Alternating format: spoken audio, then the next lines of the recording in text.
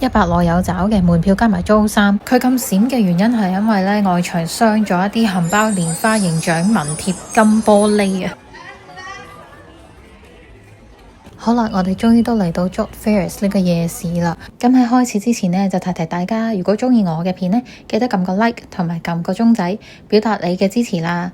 你嘅支持會俾到我一個好大嘅動力，繼續創作嘅。多謝。咁我哋頭先呢同導遊溝通嘅時候，可能有啲誤會啦。咁其實本身佢就話啦，Jodd Fairs 呢有新同舊嘅夜市，想去邊個啊？咁我哋個個都話想去新嗰一個嘅。新嗰一個呢，就係喺 Ratchada 呢個地方。咁但係因為溝通上面有啲問題啦，結果佢就載咗我哋嚟舊嗰個夜市，但係佢就話啦，舊嗰個咧都受歡迎嘅，值得一去睇下嘅。於是乎我哋就都望一望啦。咁舊嗰個夜市嘅地址喺邊度呢？大家可以睇下 Google Map 嗰一度啦。咁佢就係喺 Ramanite Road 嗰一頭嘅。佢同新嗰個夜市 Ratchada 咧都有段距離嘅。新嗰個夜市就更加受歡迎嘅，因為佢一嚟新啦，二嚟就係個規模更加大，更加多嘢睇，同埋更加多嘢食嘅。咁所以就吸引更加多嘅人去啦。咁舊嗰個呢，其實理論上就我睇就應該話係執咗噶啦，但係唔知點解都仲有啲鋪頭喺度。咁我哋都逛一逛啦，但係大家都留意翻啊，就係我唔知呢一啲鋪頭呢係幾時會執噶，因為佢話佢個舊址搬咗嘛，咁可能而家2025年嘅2月啊，佢仲喺度嘅，但係可能去到5月、6月打後都已經唔喺度，我都唔清楚啦，所以大家就睇翻最新嘅資訊啦。呢個夜市除咗有唔少食檔之外，仲有好多手信同埋衫褲鞋襪賣噶。我哋出發去睇下啦。左手邊嗰間呢就叫 Kontab 啊，咁佢呢一間餐廳呢就出名食火山排骨同埋海鮮嘅。叫最細個嗰個呢已經係 medium 嘅 size 啦，咁佢大概港紙70零蚊左右都食到噶啦。佢而家揾火槍燒緊啦，隔離嗰啲係蟹腳嚟嘅應該。佢海鮮呢就有分燒烤啊、醬燒、涼拌同埋火鍋等等唔同嘅食法嘅。睇下幾大隻蝦，同埋佢有手抓海鮮呢樣嘢啦，咁就會倒啲海鮮落張台度俾你用手食嘅。呢間好多人排嘅泰式煎餅啊，咁其實同 pancake 差唔多，都係夾咗啲餡咁樣啦，有香蕉啊、花生醬啊、朱古力啊，仲有阿華田添，花生醬加阿華田咁得意嘅。咁呢度一路掃過去呢，都見到好多人啦。左邊就係一啲街邊小食啦，右邊就係一間餐廳啦。呢度一行與一行之間嘅位呢，都好闊噶，你見佢中間直頭有位俾人坐喺度食嘢添。我哋結果揀咗呢一間去食我哋嘅晚餐啊！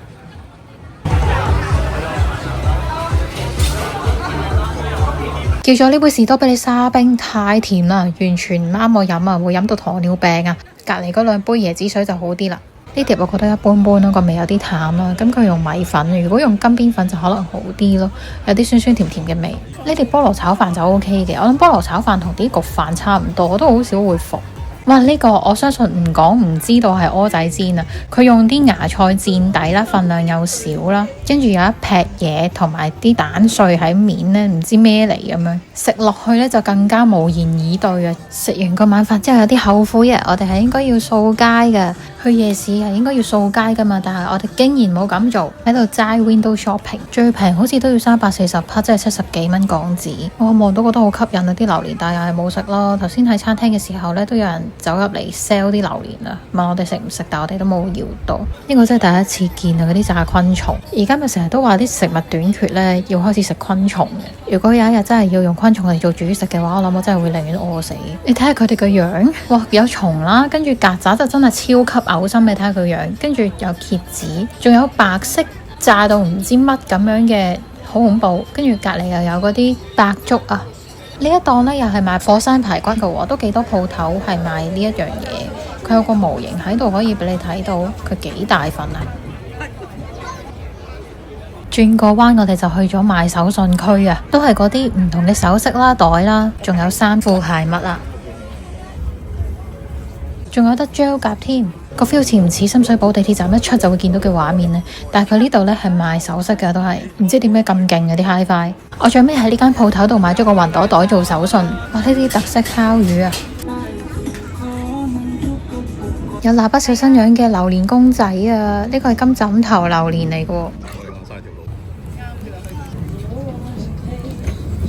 行完夜市我哋走啦，咁我哋就搭 ARL 啦，因為諗住一程過又搭2-3個站就到，好似快啲翻到屋企咁。但係原來都幾遠下噶，都行咗20分鐘，而且沿途會經過一啲好暗嘅地方，所以都唔係好安全。如果喺夜市走嘅話，就建議搭翻 MRT 算啦，寧願再轉車或者搭耐啲，因為安全最緊要啊。去到第3日，我哋嘅早餐都係自助餐 buffet 啦。今日嘅小驚喜就係呢個碎炒蛋通粉啦。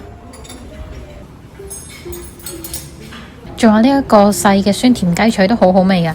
我哋第一站呢就係去大皇宮嘅，但係呢原來喺酒店出邊呢係好難截車嘅，而且 Google Map 都 show 唔到原來可以搭交通工具直到嘅。我哋翻酒店問翻職員先知道原來可以搭鐵直到嘅，佢仲俾咗呢張鐵路圖我哋睇，話我哋喺快一台嗰度搭 ARL 呢，去到 Phetchaburi Station 嗰度再轉深藍色嗰條線去到 Sanam Chai 呢，咁就可以到大皇宮噶啦。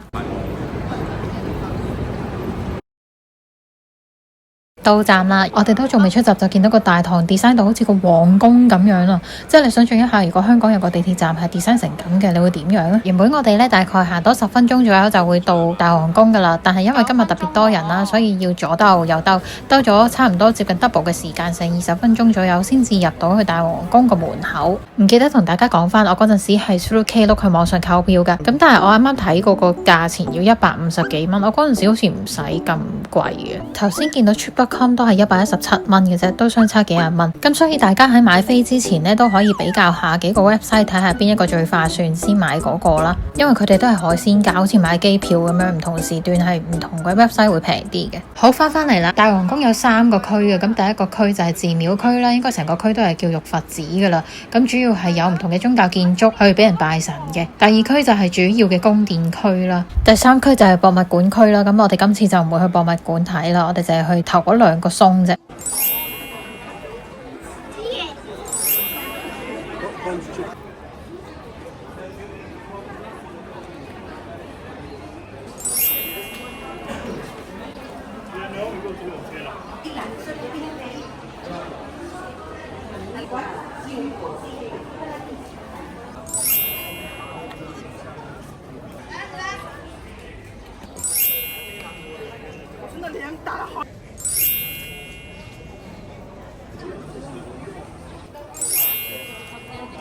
嚟到寺廟區裏面，我覺得最 impressive 嘅藏經樓啊，因為佢好大座嘢，同埋佢係金光閃閃嘅。佢咁閃嘅原因係因為咧外牆鑲咗一啲含苞蓮花形象紋貼金玻璃啊。咁另外咧，佢呢一座嘢入面咧就放咗泰國佛教最重要嘅大藏經嘅。穿過呢道門之後，我哋就要去呢個主要宮殿區啦。呢個區咧曾經係皇室舉行正式儀式啦，同埋處理國務嘅地方嚟嘅。而家就開放咗俾我哋參觀啦。好靚啊！呢一座接機殿，呢個都係大皇宮嘅精髓嚟㗎。喺曼谷王朝嘅時候呢，只有2座宮殿啦，分別係東宮同西宮，就冇中宮喎。咁當時嘅傳統思想就覺得咧，起一座宮殿對於國王嚟講都係一個功績，所以就話要起個中宮啦。當時個國王採取咗用西式嘅宮殿為主，咁但係就用泰式嘅尖頂啊，就起咗呢一座接機殿嘅。咁呢個接機殿呢，就分咗3 part 啦，東殿、正殿同埋西殿，係打通晒嘅。參觀完大皇宮，我哋出發去鄭王廟啦。我哋會坐船去㗎。咁頭先有人兜售啲飛呢，要成幾嚿水坐去鄭王廟喎，真係嚇親。原來佢係一個 round trip 嚟㗎，但係我哋係直接去鄭王廟嘛。咁所以我哋係30匹搞得掂㗎啦，即係港紙7蚊左右。上網揾嘅時候發現呢，如果要租埋衫影相嘅話呢，好多都過100蚊啦。咁但係喺 Trip.com 嗰度呢，就有個100內有找嘅門票加埋租衫97個幾嘅啫。不過要留意翻呢個 package 呢，係唔包化妝 set 頭，先至係 under 100蚊嘅。正常3個鐘嘅話咩都夠用噶啦。租衫就會喺 Gratham Studio 嗰度啦，喺嗰度攞埋飛嘅。個重點係咧，呢個 package 平得嚟咧，佢啲衫係唔靚噶，係幾靚噶，即係啲顏色啊，啲配搭上面咧都係好 young 嘅。上到成5分鐘之後，我哋就已經到啦，好快。俾大家睇下我哋個碼頭啦、Gratham Studio 啦，同埋鄭王廟3個地方嘅距離先，都唔算太過遠嘅。最初我屋企人咧就話驚着咗上身之後會肥啊，唔想着啦。又話着咗上身之後好鬼熱啊，想即刻除翻落嚟啊咁樣。對於租衫着呢件事呢，佢哋係非常之抗拒嘅。唉，我起初諗住租衫都係想大家開心玩下影下相，點知佢哋又咁開心喎，突然之間又話覺得自己好似皇帝，係咁叫我幫佢影相喎。呢個位應該係最熱門嘅打卡點嚟噶啦。另外有個打卡點呢，要上樓上嘅，黐線佢啲樓梯勁高勁窄咯，我真係爬咗上啲樓梯，跟住再坐翻落去啲樓梯度。